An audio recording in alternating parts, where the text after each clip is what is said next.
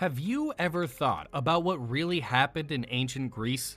From the great stories of Achilles to the stories about how wise Socrates was, you might feel like you've heard it all. But what about the stories that haven't been told and the gems that have been hidden because of the more well-known legends? It's time to talk about the past, where heroes and women who have been forgotten wait. Come with us as we explore the mysterious and lesser-known stories of ancient Greece. These stories will show you the heart and soul of a culture that still fascinates us today. What mysteries are buried beneath the ruins of this old land? Were Africans really responsible for the construction of cities in Greece? This is the information that we have. 1485 BC, on the coast of ancient Greece, the afternoon sun is shining and the sea is calm.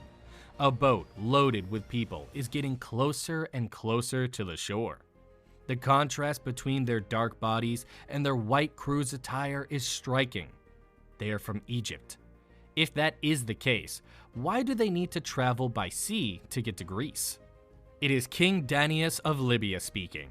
He is the son of King Belus of Egypt, as well as the brother of Egypt, king of Arabia, and Cephas, king of Ethiopia.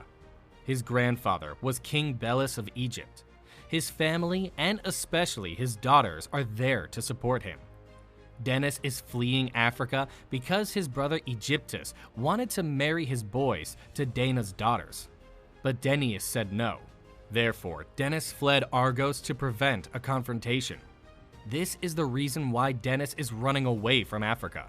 The territory in question was governed by a people who called themselves the Palestinians and who were commanded by an individual by the name of Pelasgus. The moment Danaus came, everything underwent a dramatic transformation. He quickly climbed to the throne with the help of the indigenous people, and he educated the masses on how to make use of the inventiveness of their forebears. She was the one who was in charge of building Argos, which in ancient Greek was called Larissa. She was also the one who named the city. This is the tale of how the city of Argos in Greece came into being. In addition to being the oldest city in Europe, it is also one of the oldest inhabited settlements on the globe, making it one of the world's oldest cities overall. People are under the impression that the RJ dynasty, which was responsible for the birth of Philip of Macedon, was connected in some way to Danaus. If the Greek tales are to be believed, this would place Danaus in the lineage of Alexander the Great. A man hailing from Africa is credited with founding the Achilles. Despite the fact that this is an unfamiliar tale, it may be found in the history and mythology of ancient Greece. This is due to the fact that ancient Greece and Africa had strong connections with one another. It was common for the gods of ancient Greece to take an interest in events that occurred in Africa. In fact, they were often even referred to as Africans. Katniss is the name of a character in a different narrative that takes place in Greece and involves an African person. According to Greek legend, Cadmus was the offspring of Aeger, a Chemite from Memphis, and Kemet, a son of Poseidon. Kemet was Cadmus's father. His mother, Telephasta, was the daughter of Nile, the African god of the Nile. The Nile is the river that runs through Africa. In ancient Greece, the city of Thebes had a position of great importance. It is believed that Cadmus was the one who initiated it. It is likely that the city was named after the ancient cities of Thebes and Chemida. Thebes rose to become Greece's most powerful city-state around the 3rd century BC. Alexander, who aspired to govern the entire region, became anxious as a result of this. During the Battle of Thebes in 335 BC, he was successful in destroying the city, which gave him control over all of Greece. Once again, we can see that Greek mythology asserts that an African was responsible for the founding of one of the most significant towns in Greece. However, this is not even the story that is the most interesting. There is more to the narrative than just how significant the two towns were as emblems of ancient Greece and how their founders were tied to prominent figures from Greek history, as we've previously covered in the previous paragraphs. Athens is likely the first place that comes to mind when you think about ancient Greece. It has a long history, a diverse culture, and a significant legacy, making it one of the most well-known cities in the entire globe.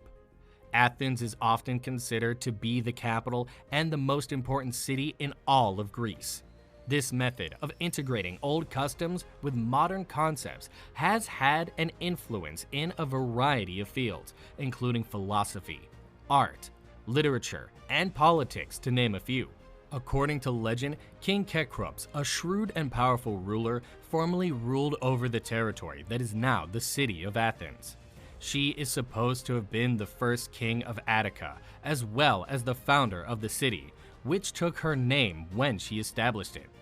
On the other hand, nobody is entirely sure where Cecrops got his start.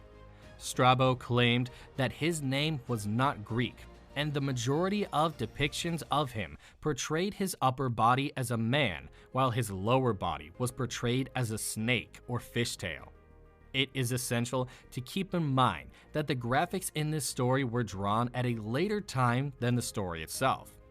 Instead, Diodorus claimed that they were created at a later time by painters from Europe and that their individuality was intended to symbolize Cecrops' dual citizenship.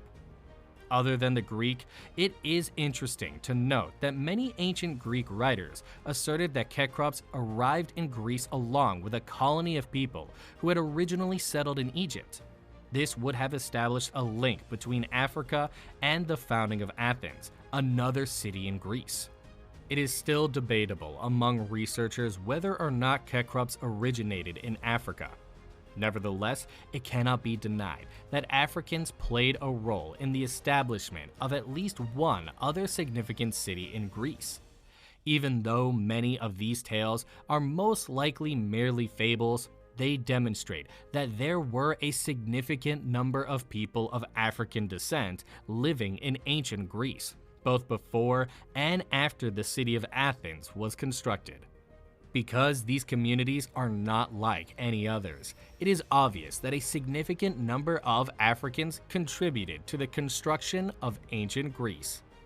The ancient land of Greece shows off its hidden gems in a world where myths and legends mix with history. We can learn more about a society that changed the world through these stories that haven't been told before. Ancient Greece is a fascinating story, from the powerful gods who lived among people to the brave heroes whose names are still remembered today.